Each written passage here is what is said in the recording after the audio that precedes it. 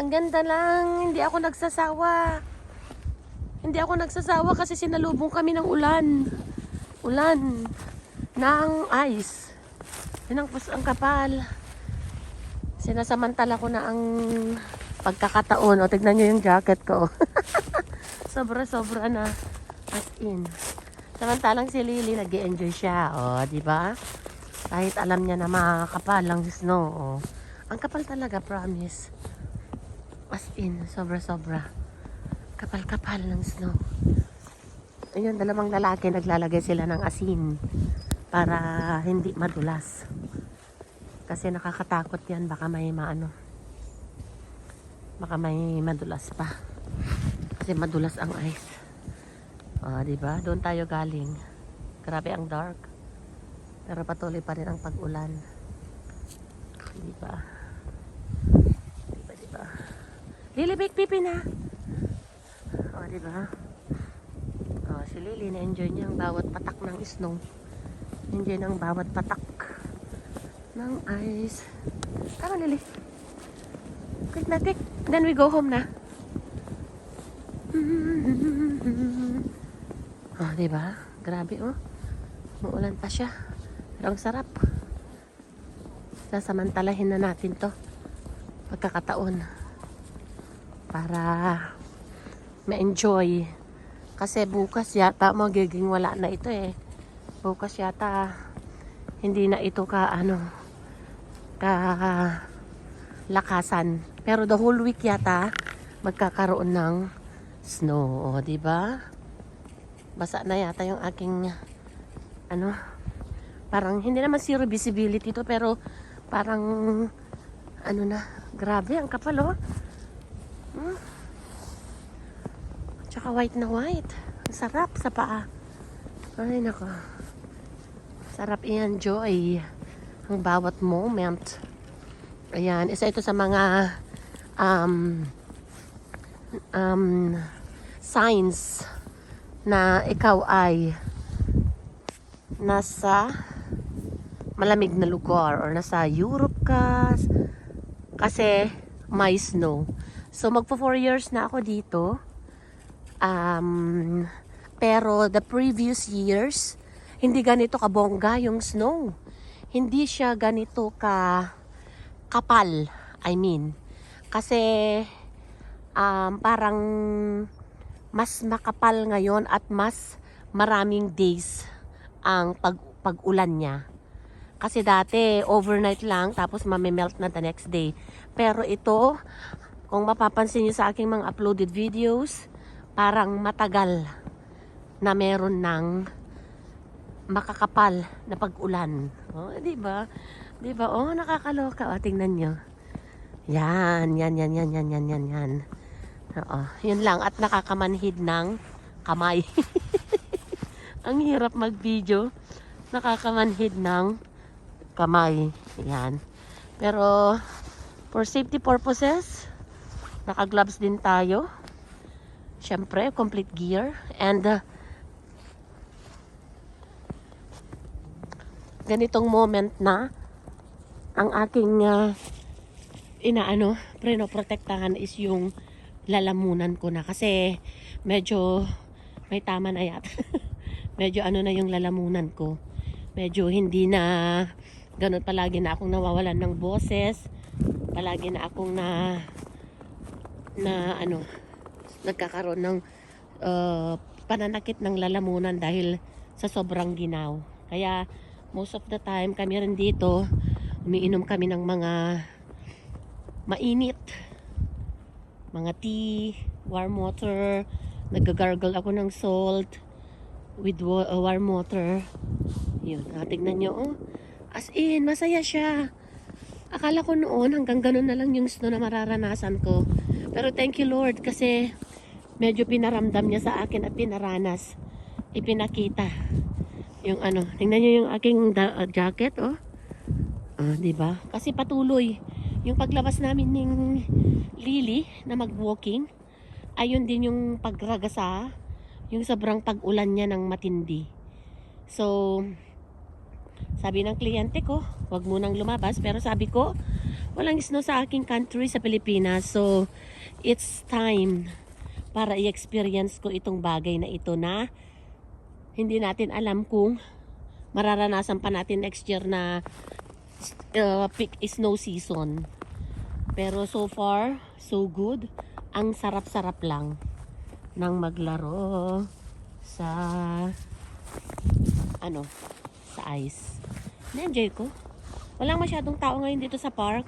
Pero once na humupa yung ulan, sure na sure ako na magdadagsaan kasi gusto nila ito kasi hindi na nila kailangang pumunta pa sa ibang lugar like sa Courchevel in France kasi doon maraming nag-ski, ganyan.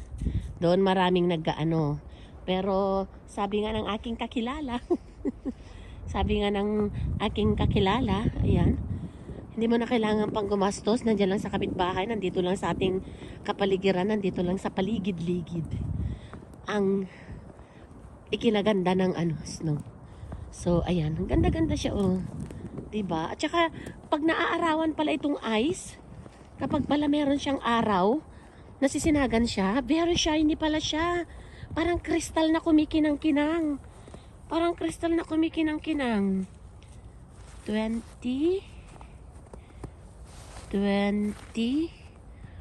Parang siya, kristal na kumikinang-kinang. Meron siyang sparkling charurot. Meron siyang ganon. Diba? I am so lucky, thank you Lord. Kasi ang sarap-sarap talaga sa feeling, sa totoo lang. Nandito na ako sa Europe for almost 4 years. Pero hindi ko talaga ma-feel.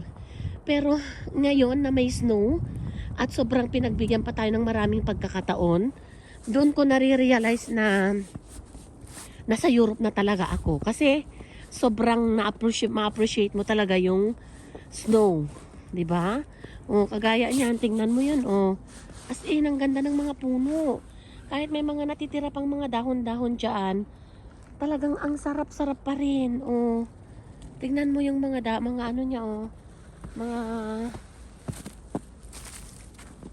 mga kalupaan. Diba?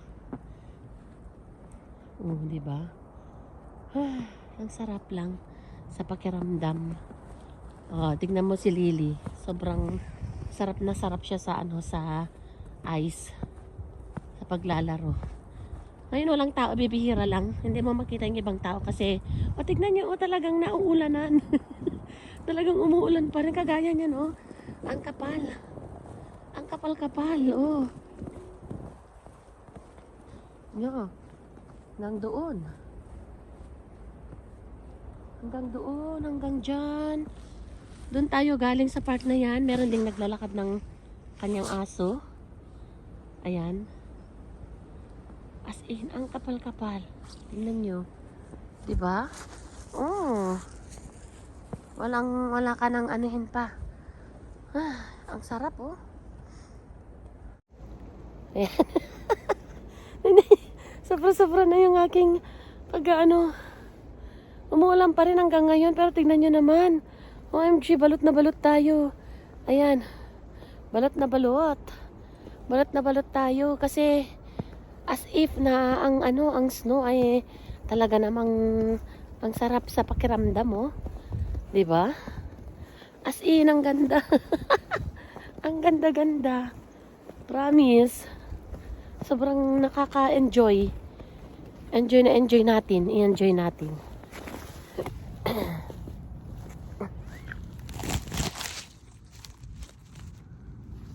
Ayan. Enjoy natin. Enjoy natin. Tayo natin yung ating camera, ang ating video para yan.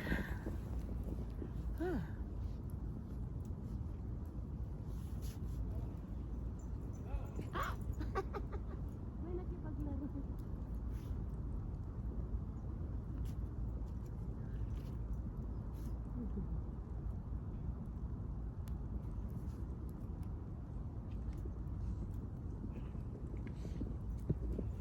Hello. Hi. Hi. It's okay. You wanted to play? Yeah. Yeah. I can see that. Yeah. Yeah, he also has a cocker spaniel in. Mm. Ah, that's the Cocker Spaniel. No, that's a Spanish. Labradoodle. Ah, So they also have cocker. That's the cocker spaniel, the brown one. yeah.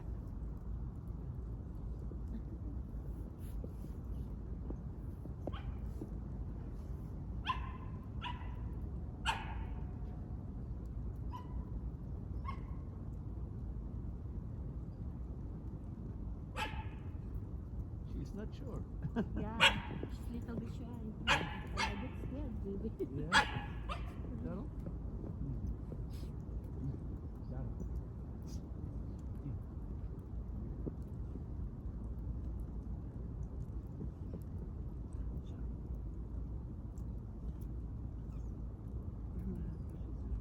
Indeed, she's a little bit shy. Yeah. Come on, Cheryl. We're going home.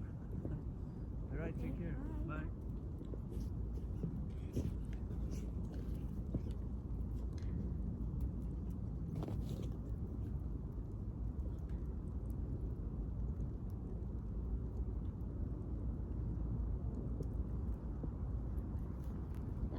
Lily, come on.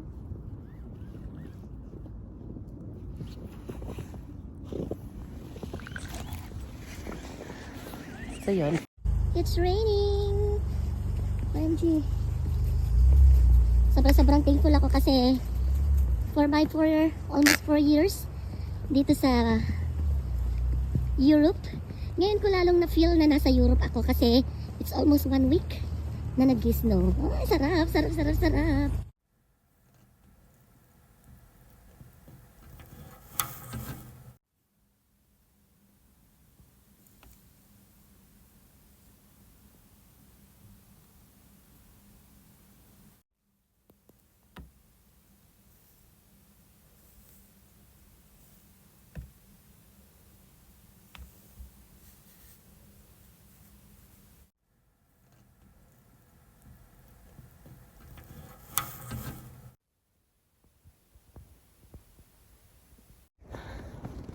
Nakakahingal. Hindi ko alam kung bakit ako hinihingal. Pero nakakahingal pala. Tingnan niyo yung aking ano. Wow. So ito. Sarap-sarap sa pakiramdam lang. Almost 30 minutes na kaming naglalakad. Pero uwi na tayo kasi medyo giniginaw na rin. Yung mga rayuma ko. Yung mga rayuma ko. Ano na. So ayan. Sobrang matamis palang ice. Matamis palang ice. Matamis pala yung ice. So, ayan. Medyo masarap maglakad. Pero, limited na rin yung ating exposure sa makapal na ice. Ay, pero enjoy talaga. Masarap talaga siya. Sarap sa pakiramdam na maranasan tong mga ganitong nature's beauty. O, di ba? Nature's beauty. Talagang, uy, sinasabayan niyang malamig na hangin. So, I think we have to go. Lily! Medyo giniginaw na yata rin tong aso. So, we have to go home na. Lapit lang namin dito kasi ito isang park. Ito yung park na pwedeng mag-walking, pwedeng mag-jogging, pwede na rin paalakad ng mga aso. Ayan. So, just go. Grabe. Ang ganda ng ice, pinong-pino. Alam mo yung sa mga, mas pino pa nga yung sa nilalagay sa halo-halo Mas pino pa doon. Pero tignan nyo dito. Napakapino niya. So, nalala ko tuloy sa mga pelikula noon, mayroon yung pambata, Princess Sarah yata yung ganito. So, ayan. Marami pa rin naglalakad. Pero syempre, ingat-ingat din. So, hanggang dito na lang muli. Kailangan na namin, uy, may squirrel. Kailangan na naming umuwi. Till my next video. I-enjoy ko muna yung ating ice. Bye!